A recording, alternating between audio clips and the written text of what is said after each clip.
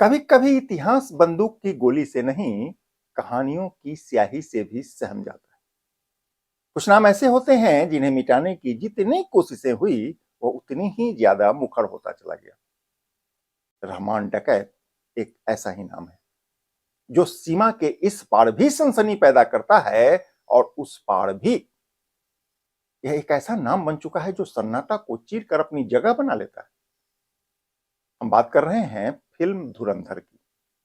धुरंधर एक ऐसा चर्चित सिनेमा जिसने दुनिया में अपनी धाक जमा दी। एक ऐसी कहानी जिसने पर्दे पर रिलीज होते ही धमाल मचा दिया। सवाल है कि इस फिल्म में ऐसा क्या है जो पाकिस्तान के बौखलाहट का कारण बन गया।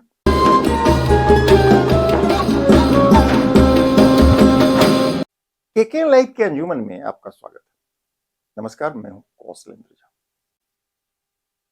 पाकिस्तान के लहेरी गांव से लेकर भारत के मुंबई तक लोग यह जानने को उत्सुक हैं कि कौन था रहमान डकैत। उसको लेकर लोगों में इतनी उत्सुकता क्यों है? फिल्म धुरंधर में ऐसा क्या दिखा दिया कि पाकिस्तान में तूफान मच गया? इसके पार्ट 2 को लेकर अभी से खलबली क्यों?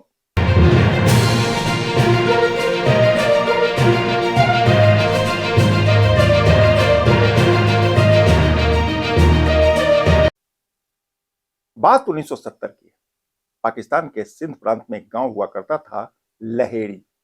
लहेरी एक ऐसा गांव जहां गरीबी थी, कबायली दबदबा था और अवैध हथियार का विशाल कारोबार भी। यह सभी कुछ खुलेआम होता था। कहते हैं कि हथियार का यही कारोबार उन दिनों वहां के युवाओं की तकदीर तय करने लगा था। इसी माहौल में जन्म होता है रहमान डकैत का। कहा जाता है कि शुरुआती जीवन में वह एक सामान्य ग्रामीण लड़का हुआ करता था, लेकिन जल्द ही उसका संपर्क स्थानीय अपराध और सीमा पार तस्करी से जुड़ता चला गया। तारीख बदली, साल बदला और 1985 आते आते रहमान की ख्याति हथियार तस्कर के बड़े नेटवर्क के रूप में फैलने लगी। अपराध की दुनिया का वो बेताज बादशाह बन चुका था। फिरौती और सुपारी किलिंग को लेकर सरहद पर उसकी तूती बोलती थी। भारत और पाकिस्तान के सीमा से जुड़े अंडरवर्ल्ड के खतरनाक नेटवर्क का वह बहुत बड़ा खिलाड़ी बन चुका था। धीरे धीरे रहमान सिर्फ डकैत नहीं रहा, बल्कि वह एक सिस्टम बन गया। उसका कनेक्शन कराची से लेकर मुंबई तक फैला हुआ था। अंडरवर्ल्ड की दुनिया में उसके नाम का सिक्का चलता था। कहते हैं कि 1995 आते आते मुंबई पर अंडरवर्ल्ड की साया पड़ चुकी थी। एक खुफिया रिपोर्ट में रहमान डकैत का नाम इस दौरान उजागर भी हो रहा था। यह वही दौर था जब मुंबई पर दाऊद गैंग का दबदबा हुआ करता था। रहमान डकैत को भी इससे जोड़कर देखा जाने लगा। आलम यह था कि रहमान डकैत की पहचान सिर्फ अपराध तक सीमित नहीं रही, बल्कि वह अब एक प्रतीक बन चुका था। सीमा पार से संचालित अपराध का प्रतीक, स्लीपर सेल का प्रतीक और अंडरवर्ल्ड फीडिंग का प्रतीक। मतलब उन दिनों रहमान डकैत के नाम से मुंबई कांपने लगती थी। साल आया 2000 का, तारीख बदली, कैलेंडर बदला। यहां से शुरू होती है रहमान डकैत के अंत की कहानी। रहमान का अंत कैसे हुआ, यह एक मिस्ट्री है। सच पूछिए तो यह बात ठीक से किसी को भी नहीं मालूम है कि उसका अंत कैसे हुआ। आज तक हम इस सवाल का सही सही जवाब ढूंढ नहीं पाए कि रहमान डकैत का अंत कैसे हुआ। दावा किया जाता है कि वह एक एनकाउंटर में मारा गया। वहीं इस बात की भी चर्चा है कि वह अंडरवर्ल्ड के भीतर पनप रही साजिश का शिकार हो गया। रहमान की मौत को लेकर आज भी दो तरह की बातें कही और सुनी गई।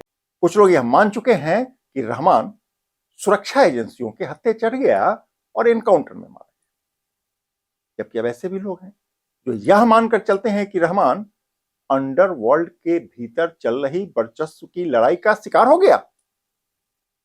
सच जो भी हो, हकीकत यह है कि रहमान डकैत एक बार फिर से जिंदा हो गया। उसको जिंदा किया है भारत की एक फिल्म ने।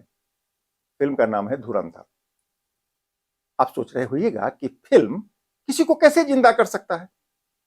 सवाल वाजिब है, जवाब आगे मिलेगा। फिलहाल तो इतना समझिए कि रहमान एक बार फिर से जिंदा हो गया है।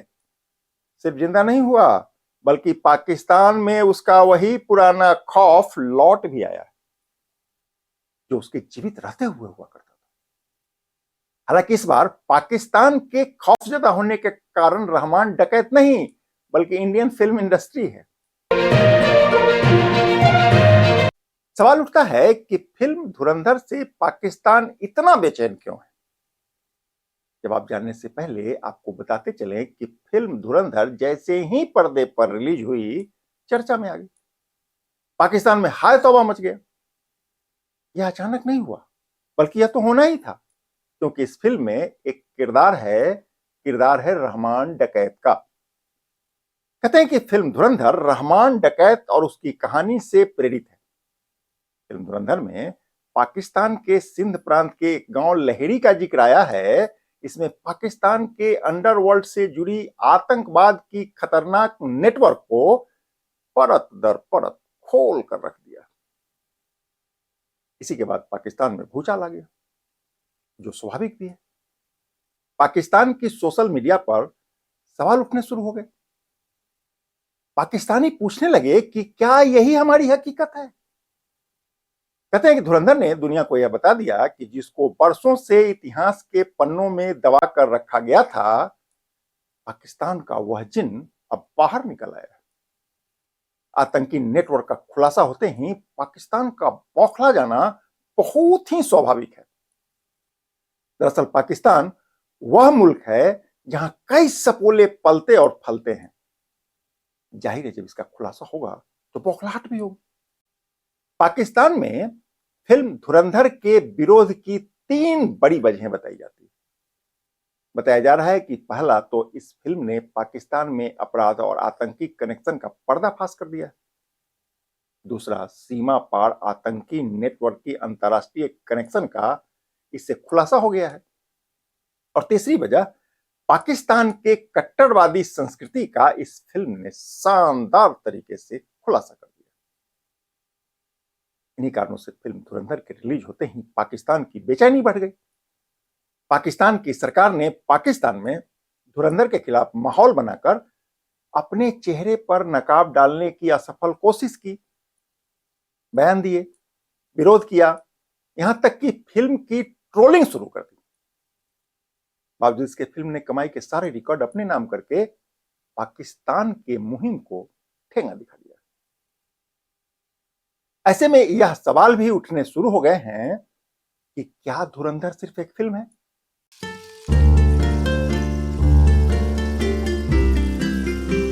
क्या धुरंधर सिर्फ एक फिल्म है, या फिर यह एक आईना है जिसमें कुछ लोग अपना अतीत देखना पसंद नहीं करते। इसमें कोई दो राय नहीं है कि रहमान डकैत मर चुका है, लेकिन इसका दूसरा पहलू यह है कि उसकी कहानी आज भी जिंदा है। और शायद यही बात पाकिस्तानियों को सबसे ज्यादा डराती है। पाकिस्तान ने फिल्म धुरंधर पर बैन लगाकर अपनी मंशा जाहिर कर दी है। मुस्लिम ब्रदरहुड के नाम पर कुछ अन्य देशों में धुरंधर पर बैन लगाया है। बावजूद इसके फिल्म धुरंधर ने दुनिया में धमाल मचाकर यह साबित कर दिया कि सच्चाई को दबाया नहीं जा सकता।